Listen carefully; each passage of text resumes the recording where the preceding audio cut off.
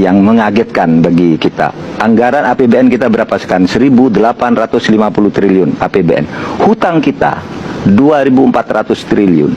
Korupsi kita di satu bidang saja, korupsi kita di satu bidang saja, menurut Abraham Samad hasil perhitungan KPK, di bidang migas saja 7.000 triliun, 4 kali APBN. Masih ada orang terlantar seperti itu. Masih ada orang, 28 juta orang dalam hitungan konservatif, angka rendah Indonesia, 28.500.000 orang sekarang ini hidup dalam kemiskinan. Kalau menggunakan ukuran Bank Dunia, orang miskin di Indonesia sekarang 108 juta. Baik. Anggarannya banyak, korupsinya 4 kali APBN-nya. Dunia peradilan tempat di mana toga lebih mahal dari integritas. Tapi tenang, ini bukan drama Korea. Ini realita di Pengadilan Negeri Jakarta Pusat. Ya, pusat, bukan selatan. Walau Arief Nurianta ditangkapnya pas sudah jadi ketua PN Jaksel, kasusnya tuh waktu dia masih wakil ketua PN Jakpus. Ceritanya mirip dagang sembako. Ada korporasi minyak goreng mau bebas dari jeratan hukum. Langsung deh panitera muda dihubungi pengacara. Lalu muncul paket hemat 20 miliar rupiah per hakim. Total 60 miliar. Bukan diskon, ini tarif standar katanya. Full service sampai putusan lepas. Uangnya dikirim dalam dolar, diserahin kayak caw di depan bank. Porsinya rapi, kayak bagi kue lebaran. 6M buat yang ini, 4,5M buat yang itu. Dan akhirnya hakim bilang onslag alias lepas. Pinter kan? Untung aja Kejagung melek, bukan ikut-ikutan ngantuk. Karena kalau hukum dijual kayak ini, mending kita semua buka toko aja. Minimal jujur. Kejagung tegakkan hukum, bukan dagang vonis.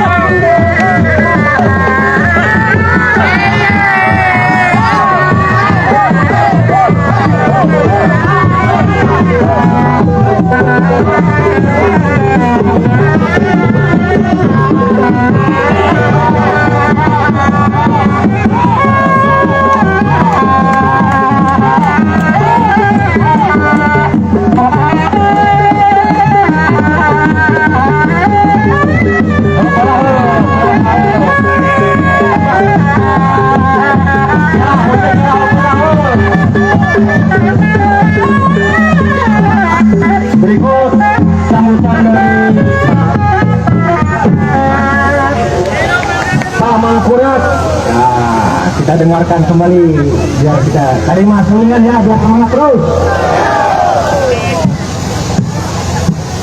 Oke, Tribuners, tadi selingan ya, hiburan di sela-sela aksi unjuk rasa Walhi Jabar bersama Untuk Kang Deddy Mulyadi, waspadai dua orang ini, inisialnya R dan S. Saya sudah ungkap dan jelaskan di VT saya sebelumnya, dan hingga kini sudah ditonton hampir 200.000 penonton. Dan di VT kali ini, saya akan bongkar siapa sosok berinisial S ini. Memang saya tidak akan ungkap secara eksplisit, tapi saya berikan siloka melalui esetorisnya. Jika ngelihat dari sosok S ini neptunya ini Sabtu ya, ini angka 13, dimana dia itu memiliki karakter, ini punya karisma dan kekuatan daya pengaruh tinggi, orangnya ambisius dan tegas ya, tapi nyimpan dendam dalam banget, dan dia itu pintar bersandiwara atau nyembunyiin niat asli. Nah, dia ini cenderung punya aura merah hitam ya, yaitu simbol kekuatan spiritual yang keras, dan dia nggak ragu pakai jalur goib jika memang diperlukan. Kang Deddy harus tahu dia itu punya hari sial, yaitu Rabu Pahing dan Jumat Pon ya. Jadi ini adalah waktu yang terbaik kalau ingin mendoakan kepada sosok inisial S ini. Bulan rentan yang menimpa dia ini bulan Februari, Mei, dan Oktober ya. Ini bulan rawan bagi inisial S ini dari sisi politiknya maupun serangan metafisik ataupun kesehatan. Karena dia ini jumlah akar numerik dari tanggal lahirnya adalah 8 ya.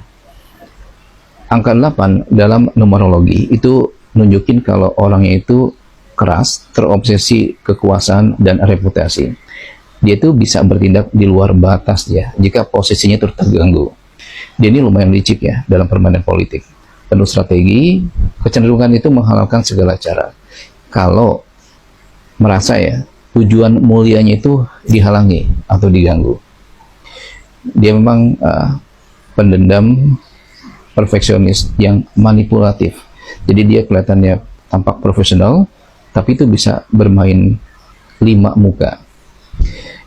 Dan ya dia orangnya iri ya, nggak mau persaingan. Tapi perlu diketahui juga nih, dia punya kelemahan fisik dan spiritualnya. Kalau fisiknya itu, dia itu rawan area liver, tekanan darah, dan kolesterol tinggi. Karena mungkin ya disebabkan stres politis dan beban dendam. Pencernaan juga terganggu ya, dan efeknya emosinya itu nggak stabil. Kalau spiritual, ini sepertinya ada bekas ikatan hodam politik dari tahun 2014 ya. Kemungkinan hasil wirid atau ritual pesugihan putih abu. Dari auranya nunjukin ada bekas gangguan asian penunduk massa dan tameng pemikat suara publik. Dan ini 2023-2024 nih mulai melemah ya hodam politiknya ya, sehingga dia terlihat lebih emosional dan suara politiknya itu mulai terganggu ya. Jika saya analisa lebih dalam, sepertinya ini sumbernya, gurunya ini dari plat E ya, dari plat E, dan dari kota apa, Mendoan mungkin ya, mungkin Anda tahu ya, tempe Mendoan. Nah itu berasal dari sana. Jadi 2 kota ya. Nah jika saya ngelihat dari sisi dalamnya, kemungkinan inisial S ini punya motif politik dan spiritual ya, karena dia cemburu karena Kang Deddy Mulyadi punya masa kuat ya, dan citranya lumayan mentereng, terutama di saat mulai masuk bursa gubernur Jawa Barat ya. Ini hati-hati, ini di akhir 2025 ya, kemungkinan mereka akan berbenturan ya. Ini kuat-kuatan ya. Tapi percayalah, Kang Deddy Mulyadi itu amanah ya, dan saya kira doa dari rakyat khusus Jawa Barat ini mendoakan beliau sangat kuat. Dan bagi siapapun yang ingin mensupport Kang Deddy Mulyadi, bisa mendoakan beliau ya, agar Allah lindungi dari orang-orang batil dan jahat, dan membantu untuk memagari diri secara goib. Bagi Anda yang penasaran siapa sosok inisial S ini, saya bantu ya. Jempol tangan kanan seperti ini. Oke, fokuskan mata Anda ke jempol tangan kanan, tarik nafas dalam, buang perlahan lewat mulut. Setiap kali narik nafas, ambil energi positif. Setiap membuang nafas, itu buang emosi negatif. Setiap kali narik nafas, ambil energi pajajaran. Ketika buang nafas, buang emosi negatif. Kemudian letakkan ke mandala agung ya, yang ada di sini. Oke, ucapkan apa yang saya ucapkan. Ya Syakur, ya Jabar, ya Syakur, ya Jabar. Hitungan 3, tutup matanya. 1, 2, 3. Tutup mata, ya Syakur, ya Jabar, ya Syakur, ya Jabar. Jika Anda support Kang Deddy Mulyadi, maka jempol tangan kanan itu menekan ke titik di antara dua alis ini ya, mandala agung. Ditekan terus. Semakin support Kang Deddy Mulyadi, maka semakin nempel, seperti pakai power glue ya. Coba lepaskan, tapi semakin nempel. Semakin Anda support Kang Deddy Mulyadi dan bantu untuk mentransfer energi penguatan kepada Kang Deddy Mulyadi, semakin nempel, semakin kuat. Ayo lepaskan jempolnya, tapi semakin kuat. Ayo buka matanya, tapi semakin lengket matanya. Ya Syakur, ya Jabar, ya Syakur, ya Jabar. Tarik nafas dalam, buang perlahan lewat mulut. Bayangkan, rasakan di hadapan Anda itu adalah Kang Deddy Mulyadi. Hitung 3, munculkan. 1, 2, 3. Bagus. Hitung 3, energi Kang Deddy Mulyadi masuk ke dalam mandala agung Anda. Titik di antara dua alis. 1, sambil berucap terus, ya Syakur, ya Jabar. 2, 3. Tarik nafas dalam, buang perlahan lewat mulut. Goyangkan badan ke kiri dan ke kanannya. Ya Syakur, ya Jabar, ya Syakur, ya Jabar. Niatkan, yakinkan untuk melihat sosok inisial S yang harus diwaspadai oleh Kang Deddy Mulyadi.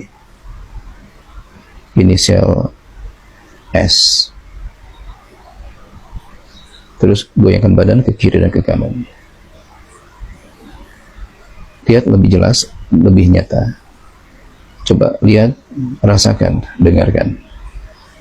Semakin Anda support Kang Deddy Mulyadi, maka gambaran inisial S ini akan jelas dan nyata.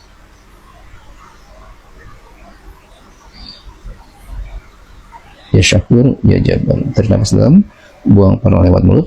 Hitung 3, Anda buka matanya. Dan kapanpun Anda buka mata, jangan kaget kalau Anda bergerak sendiri dan Anda merinding ya. 1, 2, tarik nafas dalam, buang nafas lewat mulut. 2, 3, buka matanya. Alhamdulillah. Coba dawamkan wirid pelindung batin ya. Ya Syakur, ya Jabar, ya Syakur, ya Jabar. Nah, itu didawamkan wiridnya itu antara jam 2 sampai jam 3 pagi. Itu sebanyak-banyaknya. Semoga ini akan memperkuat sisi spiritual dari Kang Deddy Mulyadi, akan memperkuat tameng goibnya, sehingga siapapun, bukan cuma inisial S aja ya, mencoba untuk menyerang, mencoba untuk memanipulasi. Mudah-mudahan Allah jauhkan mereka dan Allah berikan ketenangan kepada Kang Deddy Mulyadi. Karena seperti saya ungkap sebelumnya, Kang Deddy Mulyadi ini ada kerentanan ya dari sisi kesehatan di area tensi darahnya, stroke ringan, dan juga jantungnya. Kita hanya bisa berdoa dan berikhtiar maksimal agar Jawa Barat menjadi mercusuar Nusantara yang dipimpin oleh Gubernur Jawa Barat, yaitu Kang Deddy Mulyadi. Sekarang musuh kita itu bukan penjajah, pejabat-pejabat kita sendiri. Pejabat kita sendiri yang mau sogok, mau korupsi, mau apa macam-macam. Dan saudara hati-hati, negara ini tergantung pada saudara. Mau atau tidak mau, saudara akan memimpin negara ini sebentar lagi. Paling ya 1 dasawar, 1-2 dasawarsa ke depan udah saudara semua. Yang generasi saya sudah pensiun, mungkin banyak yang sudah mati juga. Saudara. Nah jadi saudara sekarang bangun, kalau saudara cinta kepada bangsa ini, karena bangsa ini adalah masa depan saudara dan masa depan saudara adalah bangsa ini. Camkan dari sekarang bahwa saya akan menjaga bangsa dan negara ini dengan menegakkan keadilan. Karena dengan keadilan orang itu miskin bersama tidak bakalan marah, saudara. Tidak apa-apa. Coba dulu zaman Bung Karno itu orang miskin bersama, wah bangga jadi Indonesia.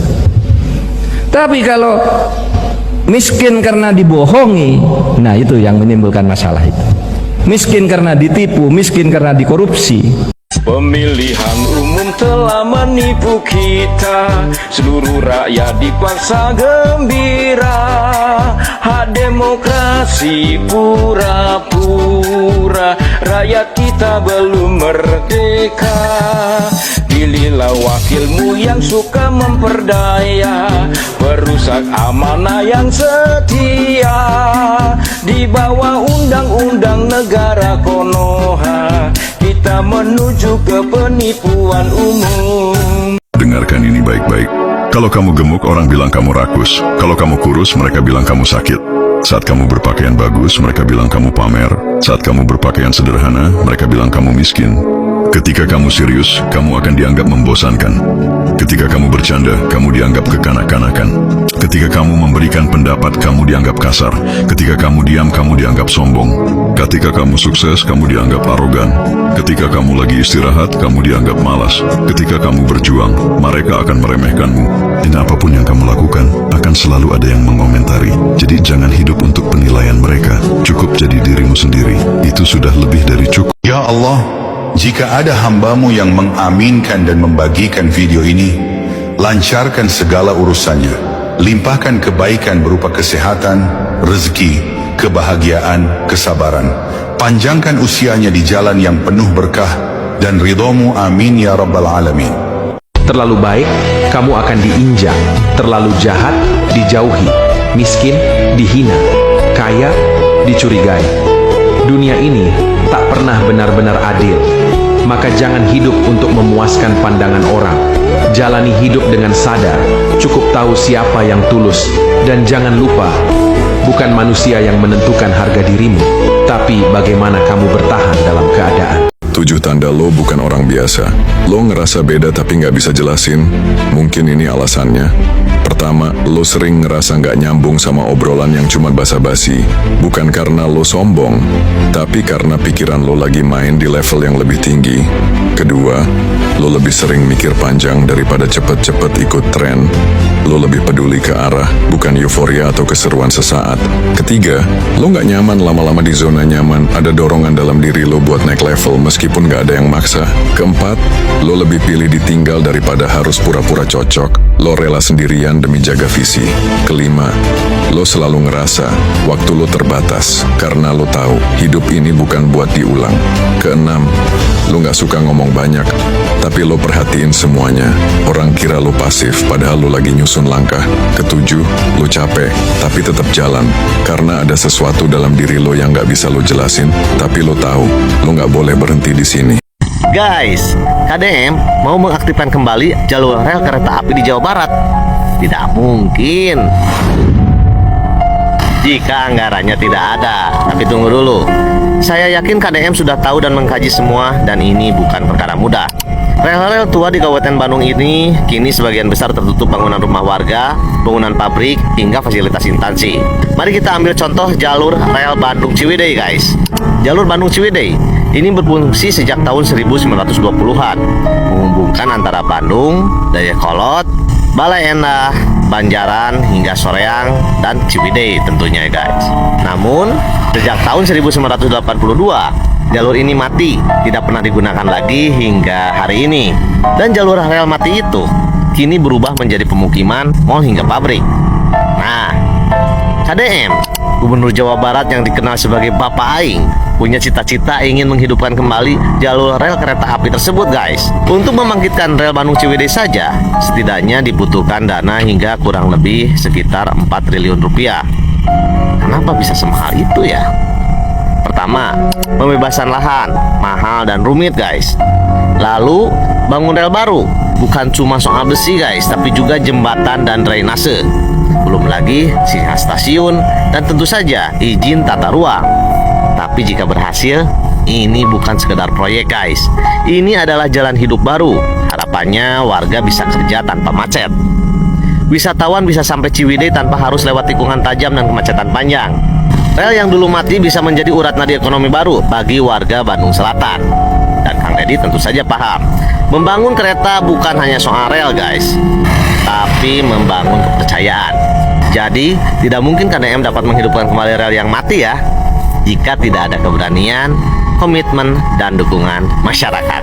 Bandung Ciwidey, mungkin rel itu kini diam, tapi siapa tahu, di balik diamnya ada mimpi yang sedang bangkit. Dari seorang pemimpin Jawa Barat dan dari rakyat yang masih percaya bahwa transportasi adalah hak, bukan kemewahan. See you.